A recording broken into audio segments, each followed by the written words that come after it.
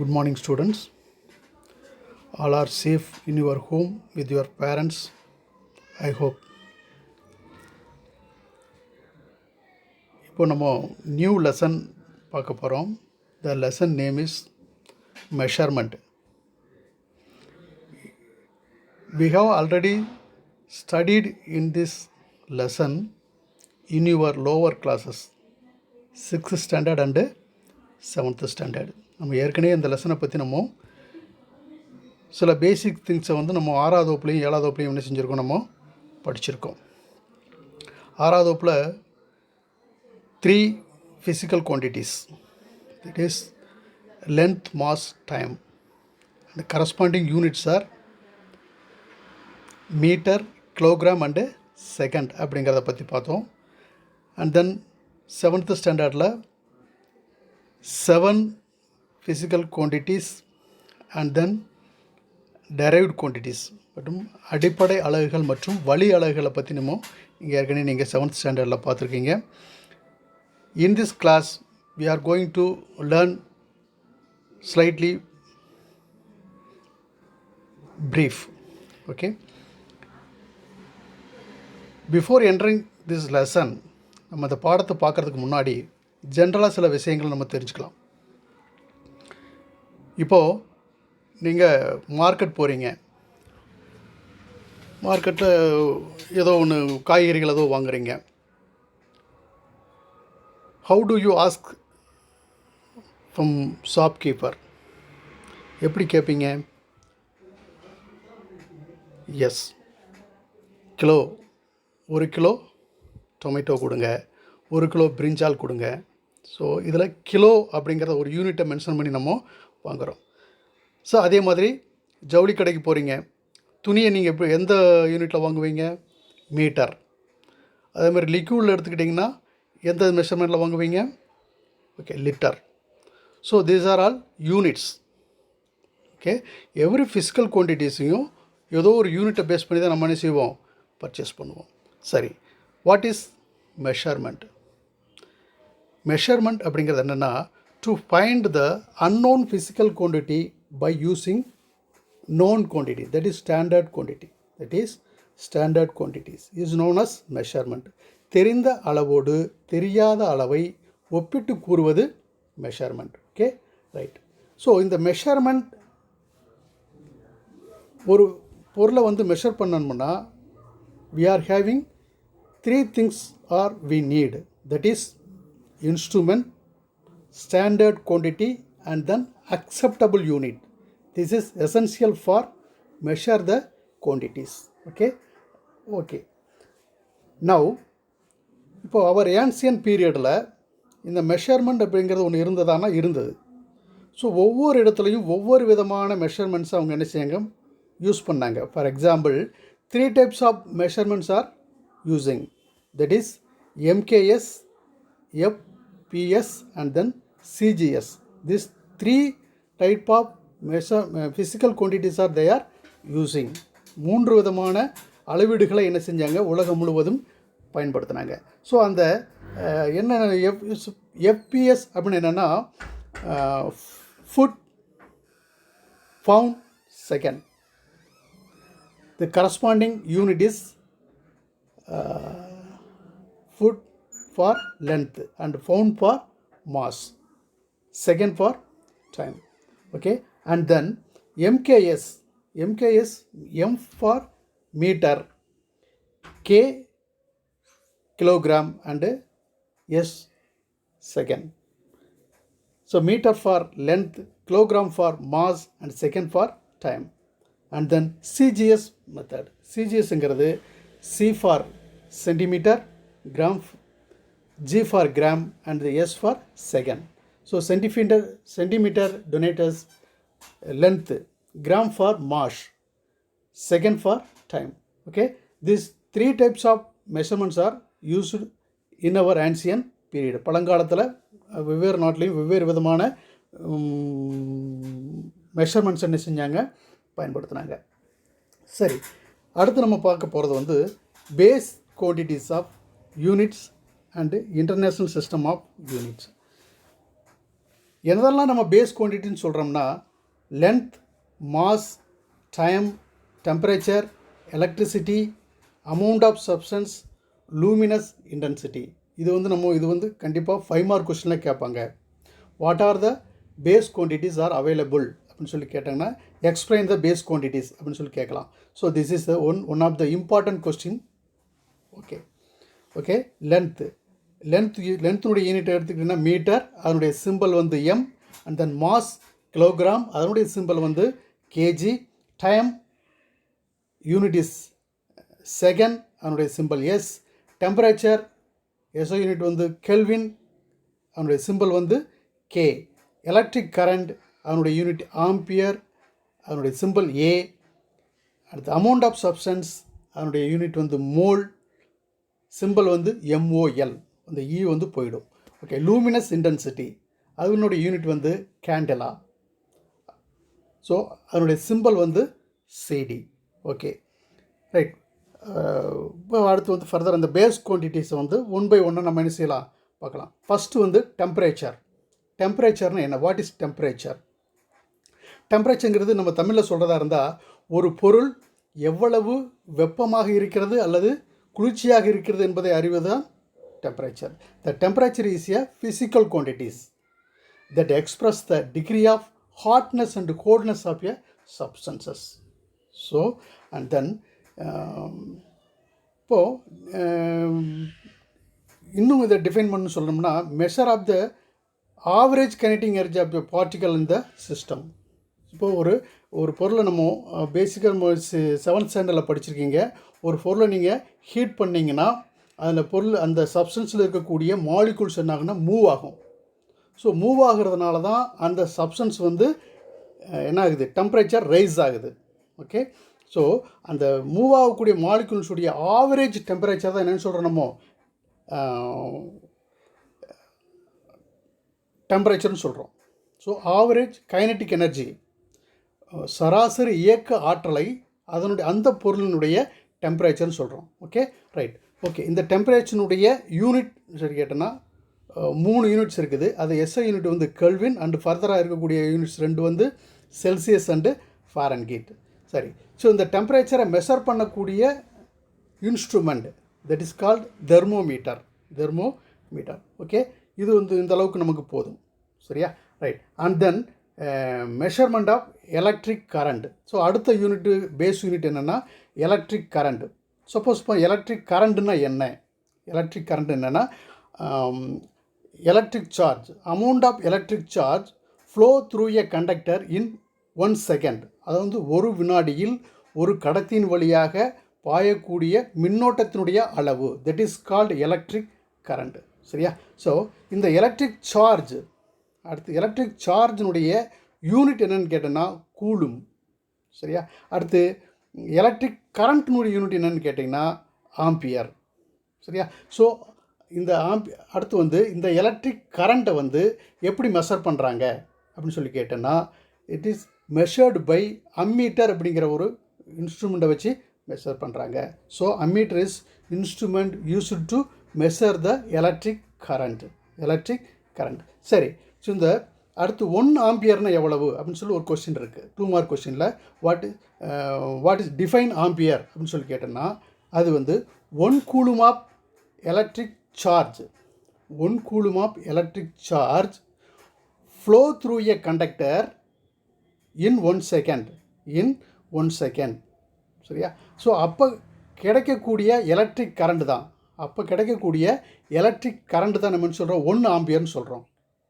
So 1 coulomb of electric charge flow through a conductor in 1 second.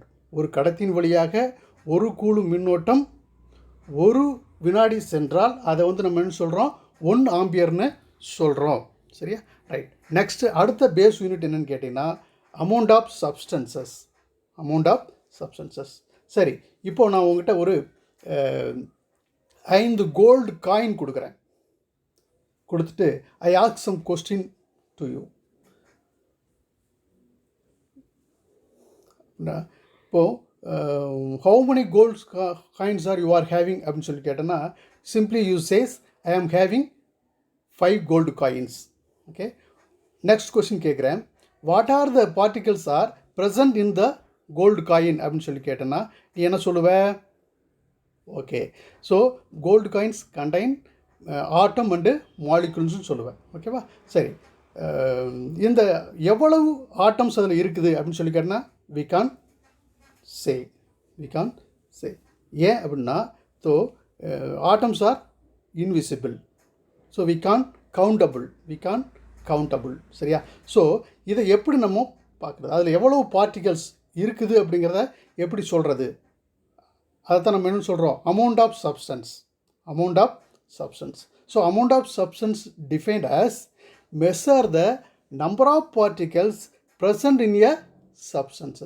ஒரு பொருளில் அடங்கி இருக்கக்கூடிய பொருட்களுடைய அளவு, மூலப்பொருட்களுடைய அளவு, பருப்பொருட்கள் கூட சொல்லலாம், பருப்பொருட்களுடைய அளவு, that is called amount of substances. சரி, இது எந்த யூனிட்டில் மெஷர் பண்ணுறாங்க அப்படின்னு சொல்லி கேட்டினா மோல் அப்படிங்கிற யூனிட்டில் மெஷர் பண்ணுறாங்க. சரி, ஸோ மோல், ஸோ 1 மோலுங்கிறது என்ன? 1 மோலுங்கிறது நம்ம கால்குலேட் பண்ணுறதுன்னா அதை ஒரு கான்ஸ்டன்ட் இருக்குது.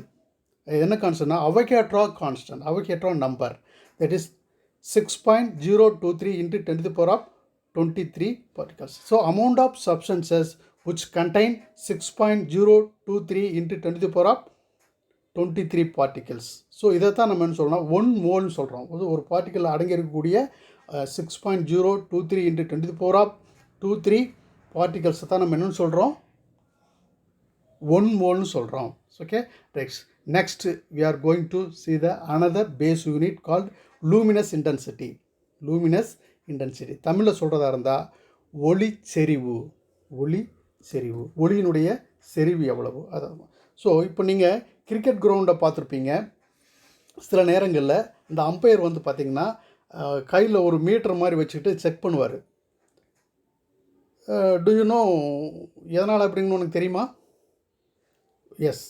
ஸோ அது ஏன் அப்படின்னா அந்த பிளேயர்ஸ் வந்து ப்ளே பண்ணுறதுக்கு தகுந்த லைட் இன்டென்சிட்டி அங்கே இருக்குதா அப்படின்னு சொல்லி செக் பண்ணுவாங்க. ஸோ அதுதான் லூமினஸ் இன்டென்சிட்டி, ஒளிச்செறிவு.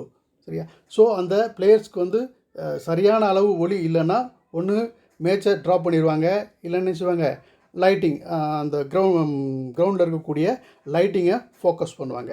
சரியா? ஸோ இந்த லூமினஸ் இன்டென்சிட்டினா என்ன, லூமினஸ் எப்படி டிஃபைன் பண்ணுறதுன்னு சொல்லி கேட்டினா the measure of the power of emitted light by light source in a particular direction per unit solid angle is called as luminous intensity. சரியா? So ஒரு குறிப்பிட்ட சாலிட் ஆங்கிளில் இருக்கக்கூடிய ஒரு குறிப்பிட்ட திசையிலிருந்து லைட் சோர்ஸிலிருந்து வெளிவரக்கூடிய ஒளியினுடைய அளவு அதுதான் நம்ம லூமினஸ் இன்டென்சிட்டி அப்படின்னு சொல்லி சொல்கிறோம். So what is the unit of this luminous இன்டென்சிட்டின்னு கேட்டோம்னா கேண்டலா, தட் இஸ் சிடி. சரியா? அப்ராக்சிமேட்டாக நம்ம லூமினஸ் இன்டென்சிட்டியை வந்து எங்கே பார்க்கலாம், வீட்டில் கூட பார்க்கலாம். நம்ம ஒரு கேண்டில் பற்ற வச்சுருவோம். கேண்டில்லேருந்து வரக்கூடிய லைட் சோர்ஸஸ் வந்து எவ்வளோ இருக்குன்னா 1 கேண்டிலாவுக்கு ஈக்குவலாக இருக்கும். அந்த கேண்டில் வந்து வெளியிடக்கூடிய எமிட் பண்ணக்கூடிய அந்த லைட்டினுடைய இன்டென்சிட்டி வந்து 1 கேண்டிலா அப்படின்னு சொல்லி சொல்கிறாங்க. சரி, what is the instrument to measure the intensity? That is photometer. Right. அடுத்து we are going to see the another two further plane angle and solid angle சொல்லி 2 பார்க்குறோம். plane angle அப்படின்னா என்னென்னா, இதை எப்படி டிஃபைன் பண்ணுறது அப்படின்னா, it is the angle made in at intersection of 2 straight lines or intersection of 2 planes. அது வந்து 2 கோடுகள் அல்லது 2 சமதள பரப்புகள் ஒன்றை ஒன்று வெட்டி கொள்வதால் ஏற்படக்கூடிய ஆங்கிள் தான் என்ன சொல்கிறோம்? பிளேன் ஆங்கிள் அப்படின்னு சொல்லி சொல்கிறோம். ரைட். ஓகே, இதே இது சாலிட் ஆங்கிள் என்ன? It is a angle made by 3 or more. So நம்ம அதில் என்ன பார்த்தோம்? Only 2 straight lines or planes intersect பண்ணுறது, ஒன்றுக்கு ஒன்று கிராஸ் செக் பண்ணிக்கிறது. ஸோ அதனால் ஏற்படக்கூடிய கோணம் தான் பிளேன் ஆங்கிள். இதில் வந்து பார்த்திங்கன்னா 3 or more planes are intersect at common point. ஒரு குறிப்பிட்ட புள்ளியில் ஜாயிண்ட் ஆச்சுன்னா அங்கே ஏற்படுத்தக்கூடிய கோணத்தினுடைய அளவு தான் என்ன சொல்கிறோமோ சாலிட் ஆங்கிள்னு சொல்கிறோம். சரியா? ஸோ இந்த பிளேன் ஆங்கிள்ங்கிறது வந்து டைமென்ஷனில் சொன்னோம்னா இது 2 டைமென்ஷனல், சாலிட் ஆங்கிள் வந்து 3 டைமென்ஷனல். சரியா? ஸோ இதனுடைய பிளேன் ஆங்கிளை வந்து எந்த யூனிட்டில் மெஷர் பண்ணுறாங்கன்னா ரேடியன், சாலிட் ஆங்கிளில் ஸ்ட்ரேடியன் அப்படிங்கிற யூனிட்டில் மெஷர் பண்ணுறாங்க. சரியா? ஸோ வாட் இஸ் ரேடியன் அப்படின்னு சொல்லி கேட்டோன்னா, angle subtended at the centre of the circle by an arc whose length is equal to the radius. அதாவது ஒரு அந்த வட்டத்தினுடைய ஆரத்திற்கு சமமான வட்டவில் ஏற்படுத்தக்கூடிய, வட்டவில் மையத்தில் ஏற்படுத்தக்கூடிய கோணம் தான் என்னது? ரேடியன். மையத்தில் ஏற்படுத்தக்கூடிய கோணம் அது ரேடியன். சரி, ஸ்ட்ரேடியன். ஸ்ட்ரேடியன் அப்படின்னு சொல்லி கேட்டோம்னா, steradian is the solid angle at the centre of the sphere subtended by a portion who surface is equal to the square of the radius of the sphere. அந்த ஸ்பியர்னுடைய ரேடியஸ்னுடைய ஸ்கொயருக்கு சமமான surface, அந்த ஸ்பியர்னுடைய மேற்பரப்பில் ஏற்படக்கூடிய சர்ஃபேஸ், அந்த ஸ்பியர்னுடைய சென்ட்ரோட கோயின்சைட் ஆகும்போது ஏற்படக்கூடிய கோணம். ஸோ அதான் நம்ம ஸ்ட்ரேடியன் சொல்லி சொல்கிறோம். ஓகேவா? Very good. I hope you understand. And then next clock. நமக்கு தெரியும் கிளாக்னு நம்ம டே டு டே லைஃப்பில் டைம் மெஷர் பண்ணுறதுக்கு பயன்படுத்தக்கூடிய ஒரு இன்ஸ்ட்ருமெண்ட், தட் இஸ் கடிகாரம். இந்த கடிகாரம் வந்து we have classified into 2 types based on display, that is analog and then digital. சரி, அனலாக் கிளாக்கில் வந்து மெயின்லி 3 பார்ட்ஸ் இருக்குது. தட் இஸ் ஒன்று hour hand, minutes hand, second. சரியா? டிஜிட்டல் கிளாக்கில் நம்ம டிஜிட்டலாக ஆட்டோமேட்டிக்காக அந்த நம்பர் சிஸ்டம் வந்து டிஸ்பிளே ஆகிடும். சரியா? ரைட். அடுத்து இந்த கிளாக் சிஸ்டத்தை வந்து 2 டைப்ஸாக பிரிக்கலாம் பேஸ்ட் ஆன் ஒர்க்கிங் மெக்கானிசம். அதை பொறுத்து நம்ம கிளாக் சிஸ்டத்தை 2 டைப்பாக பிரிக்கலாம். That is atomic clock and then quartz clock. Quartz clock வந்து எதை பேஸ் பண்ணி ஒர்க் ஆகுது அப்படின்னா எலக்ட்ரானிக் ஆசிலேஷன் அதை பேஸ் பண்ணி என்ன செய்யுது? ஒர்க் ஆகுது. அண்ட் தென் அட்டாமிக் கிளாக்ல பீரியாடிக் வைப்ரேஷன், அந்த உள்ளே இருக்கக்கூடிய அணுக்களினுடைய பீரியாடிக் ஒரு ஒழுங்கான அதிர்வுகள் மூலமாக என்ன செய்யுது? அட்டாமிக் கிளாக் வந்து ஒர்க் ஆகுது. சரியா? ரைட். ஸோ இந்த ஒரு 5 மார்க் கொஸ்டின் இருக்குது. எக்ஸ்பிளைன் த கிளாக் அப்படின்னு சொல்லி ஒரு இருக்குது. அது வந்து நான் உனக்கு 5 மார்க் கொஸ்டின் ஒரு ஷார்ட் அண்ட் ஸ்வீட்டாக உனக்கு தர்றேன். ஓகே. நெக்ஸ்ட் அக்யூரசி அப்படிங்கிறது வேற ஒன்றும் இல்லை. இப்போ அக்யூரசி எப்படி பார்க்குறதுக்கு முன்னாடி நம்ம எரர்னா என்னன்னு சொல்லி பார்க்கணும். எரர்னா difference between measured value and real value. உண்மையான மதிப்புக்கும் நாம் கண்டுபிடிக்கப்பட்ட மதிப்புக்கும் இடைப்பட்டுள்ள வித்தியாசம், தட் இஸ் கால்டு எரர். புரியுதுங்களா? ரைட். இப்போ நம்ம அக்யூரேசினா என்ன? அக்யூரேசி வேற ஒன்றும் இல்லை, closeness of measured value to the true value. கிட்டத்தட்ட அந்த ட்ரூ வேல்யூவுக்கு ஏறத்தாழ கிட்டத்தட்ட மேட்ச் ஆகக்கூடிய ஒரு ரீடிங் வந்துச்சுன்னா அதை வந்து நம்ம சொல்கிறோம் அக்யூரேசின்னு சொல்கிறோம். சரியா? அடுத்து precision, the closeness of 2 or more measurement to each other while making measurement. சரியா? ஸோ இப்போ ஃபார் எக்ஸாம்பிள் நீங்கள் புக்கில் பார்த்தீங்கன்னா ஒரு ரைஃபிள் ஷூட் இருக்குது. ரைஃபிள் வந்து ஷூட் பண்ணுறாங்க. ஸோ ரைஃபிள் ஷூட் பண்ணும்போது எல்லா புல்லட்டும் கரெக்டாக சென்டரில் போய் மீட் ஆச்சுன்னா அதை வந்து நம்ம என்ன சொல்லுவோம்? 100% அக்யூரசி, 100% ப்ரீசிஷன். அதே புல்லட்டு அந்த சென்டர் பாயிண்டில் இல்லாமல் எட்ஜ் ஆஃப் த அந்த சர்க்கிளில் போய் விழுது. எட்ஜ் ஆஃப் த சர்க்கிளில் 3மே வந்து ஒரே இடத்துல விழுது. ஆனால் அந்த இடத்துல என்ன மிஸ் ஆகிருக்குது? அக்யூரசி மிஸ் ஆகிருக்குது. But precision is correct. 3மே சென்டர் பாயிண்டில் எப்படி விழுந்ததோ அதே மாதிரி தான் என்ன புல்லட்டு எட்ஜ் ஆஃப் த சர்க்கிளில் போய் விழுந்திருக்குது. ஸோ தட் இஸ் இதை நம்ம என்ன சொல்லுவோன்னா அக்யூரசி மிஸ் ஆகிருக்குது. பட் ஆனால் ப்ரீசிஷன் என்ன செய்யுது? கரெக்ட். அதே மாதிரி அப்படி இல்லாமல் 3 புல்லட்ஸாக வெவ்வேறு இடத்துல போய் விழுது. அந்த சர்க்கிளில் 3ம் தனித்தனியாக வெவ்வேறு இடத்துல விழுதுன்னா அந்த இடத்துல நம்ம என்ன சொல்லுவோம்னா அக்யூரசியும் தப்பு, ப்ரிசிஷனும் தப்பு. இப்படித்தான் நம்ம என்ன செய்யணும்? அதை அண்டர்ஸ்டாண்ட் பண்ணிக்கணும். ஓகே. அப்போ அப்ராக்சிமேஷன் ஒன்றும் இல்லை, close to the exact value of the measurement of physical quantity. அந்த ஃபிசிக்கல் குவான்டிட்டி கிட்டத்தட்ட எக்ஸாக்ட் வேல்யூ வந்துச்சுன்னா அதை நம்ம என்ன செய்யலாம், அப்ராக்சிமேட்டிவாக எடுத்துக்கலாம். சரியா? ரைட். இதான் இப்போது நம்ம அடுத்து வந்து பார்த்திங்கன்னா இந்த லெசன் சம்மந்தப்பட்ட நான் ஹைலைட் பண்ணியிருக்கேன் புக்கில். எல்லா கொஷின்ஸுமே வந்து நம்ம ஹைலைட் பண்ணி கொடுத்துருக்கேன். அதை நீங்கள் ஒரு தடவை ரீட் பண்ணுங்கள். அந்த கொஷின்ஸ்க்கு உண்டான ஆன்சர் ஃபுல்லாக படித்து ஒரு தடவை என்ன செய்யுங்க, எழுதி பாருங்கள். Thank you my dear childrens. We can okay பார்க்கலாம், அடுத்த கிளாஸில் பார்க்கலாம்.